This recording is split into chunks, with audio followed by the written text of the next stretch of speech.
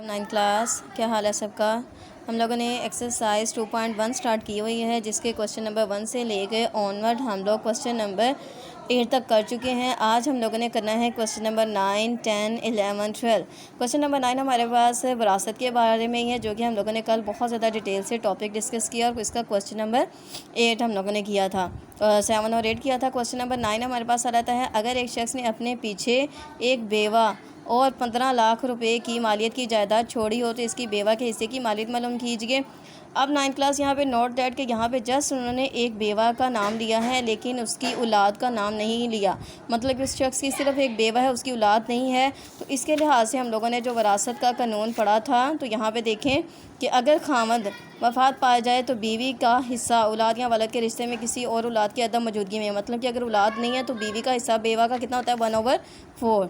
Okay, तो जी 9 class, अब हम लोगों ने बेवा का हिस्सा मालूम करने के लिए क्या करेंगे कि बेवा को इसकी जायदाद का कितना हिस्सा मिलेगा, 1/4। तो उसके साथ हम लोग मल्टीप्लाई करेंगे। तो यहाँ पे लिख देते हैं, ठीक है, जायदाद की मालियत।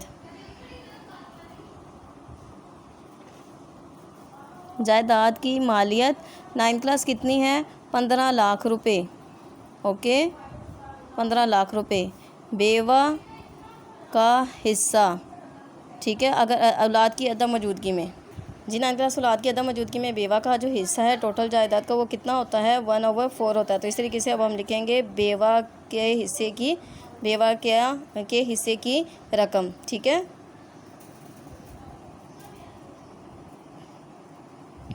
अब वो रकम कितनी है वो मालूम करते हैं। तो वो मालूम करने के लिए क्या करेंगे कि 1/4 को मल्टीप्लाई करेंगे 15 लाख के साथ। 15 लाख के साथ मल्टीप्लाई करते हैं तो हमारे पास आ जाता है जी, कैलकुलेटर पे 15 लाख को डिवाइड करें 4 के साथ, तो हमारे पास आता है 3,75,000 रुपये।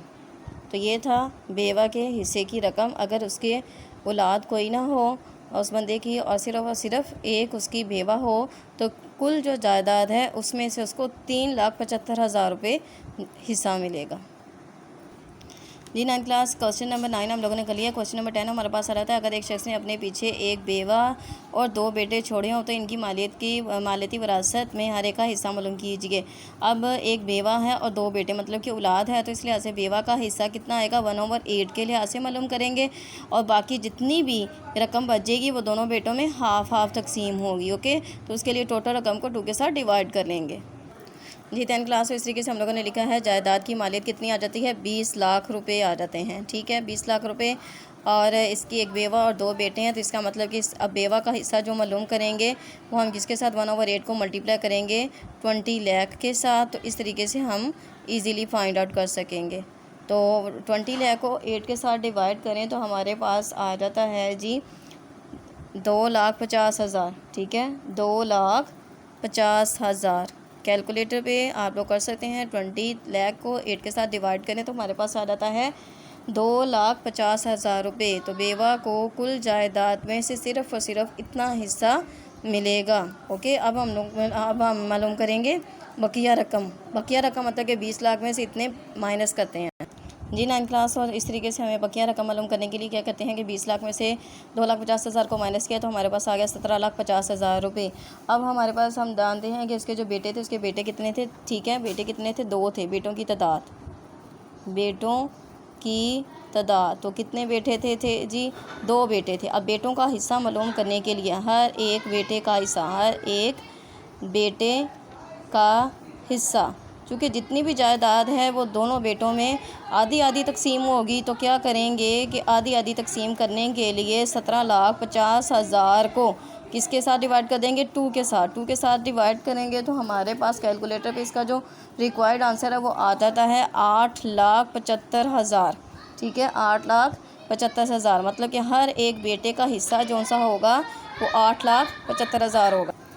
ओके 9 क्लास, आप लोग, आई होप कि आप लोगों को अच्छे तरीके से समझ आ गया होगा कि अगर औलाद है तो बेवा का हिस्सा किस तरीके से मालूम करना है, अगर औलाद नहीं है तो बेवा का हिस्सा किस तरीके से मालूम करना है, और अगर इसके सिर्फ 2 बेटे हैं तो बाकी जायदाद किस तरीके से बेटों के दरमियान हाफ डिवाइड हो जाती है। लेकिन अगर उसकी बेटियाँ भी हैं तो वो हम लोग नेक्स्ट क्वेश्चन में अभी डिस्कस करते हैं।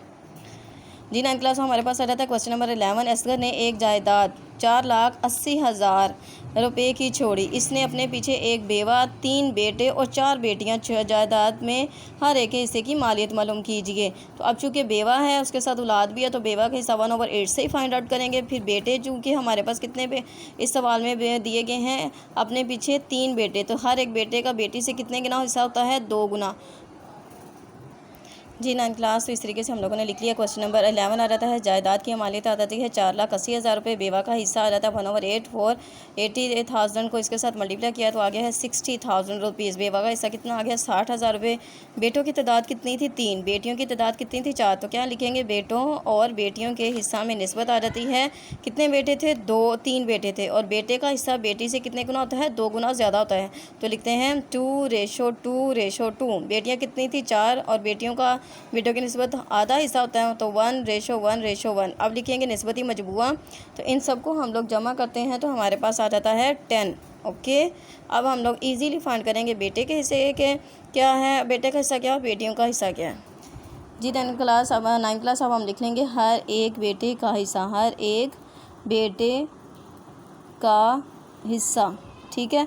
अब बेटे के शेयर्स कितने आ जाते हैं? 2 आ जाते हैं। बेटे का निस्बत जो सी बेटी से 2 गुना ज़्यादा होती है तो 2 लिखा। निस्बती मजमुआ कितना था? 10। और बकिया रकम थी अगर हम लोग 4,80,000 में से 60,000 को माइनस कर देते हैं बकिया रकम तो वो आ जाता है 4,20,000 रुपये, जो कि फाइंड नहीं की थी वो भी करनी लाजमी है। 4,20,000 रुपये। ओके, क्योंकि यहाँ पे बेवा का हिस्सा मालूम कर लिया था, उसके बाद लिखना है बकिया रकम। बकिया है जी 9 क्लास। इस तरीके से बकिया रकम तो 4,80,000 में से 60,000 माइनस करेंगे 4,20,000 आ जाता है। तो इस तरीके से हर एक बेटे का हिस्सा मालूम करने के लिए 4,20,000 को हम लोग मल्टीप्लाई करेंगे। तो यहाँ पे कटिंग करने के बाद अगर इनको मल्टीप्लाई करें तो हमारे पास आ जाता है जी हर एक बेटे का हिस्सा आ जाता है 84,000 रुपये। ठीक है। कैसे? 2 को 2 के साथ मल्टीप्लाई किया 4, 2 को 8 के साथ किया 8। ठीक है। तो बाकी हमारे पास आगे 84,000 रुपये। हर एक बेटे का हिस्सा कितना आएगा? 4,20,000 रुपये में से 84,000। तो आप लिखेंगे हर एक बेटी का हिस्सा, हर एक बेटी का हिस्सा। अब बेटी का जो निस्बती में था शेयर्स में से कितना बेटे की निस्बत उसका कम होता है 1 के इसका शो किया रहता है 1/10। तो मल्टीप्लाई करेंगे जो बकिया रकम थी 4,20,000 के साथ। तो हमारे पास यहाँ पे ज़ीरो ज़ीरो के साथ कैंसिल हो जाता है। तो यहाँ पे पता चलता है कि उसका कितना आ रहा है 42,000 रुपये। इसका मतलब ये आ जाता है कि हर एक बेटे का जो हिस्सा होगा हर एक बेटे को, तीनों बेटों को 84,000 रुपया दिया जाएगा और हर एक बेटी को 42,000 रुपया दिया जाएगा।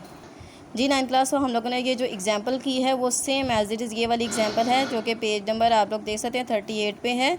ठीक है। बेवा का हिस्सा, बेवा के हिस्से की मालियत, फिर बाकी रकम, फिर अगर बेटे हैं और बेटियों के हिस्सों में निस्बत, फिर निस्बती मजमुआ। तो इस तरीके से ओके। तो ये हम लोगों ने क्वेश्चन कर लिया है।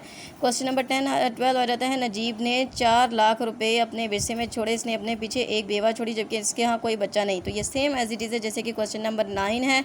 तो बेवा का हिस्सा मालूम करने के लिए क्या करेंगे 1/4 को मल्टीप्लाई करेंगे 4 लाख के साथ तो इजीली बेवा का हिस्सा मालूम हो जाएगा। तो आप लोगों ने आज हमारी एक्सरसाइज जो सी है 2.1 जो जस्ट यूनिट नंबर 2 की एक ही एक्सरसाइज थी ये हमारी कंप्लीट हो गई है। इसके साथ आप लोगों ने क्या करना है कि जायज़ा मश्क कि आप लोगों ने MCQs याद करने हैं और यहाँ पे क्वेश्चन नंबर 2 आ जाता है खाली जगह पूरी कीजिए, इसको भी करना है। तो इंशाल्लाह ताला कल हम क्वेश्चन नंबर 3, 4, 5 एंड 6 करेंगे तो हमारा यूनिट नंबर 2 भी कंप्लीट हो जाएगा। ओके, अल्लाह हाफिज़।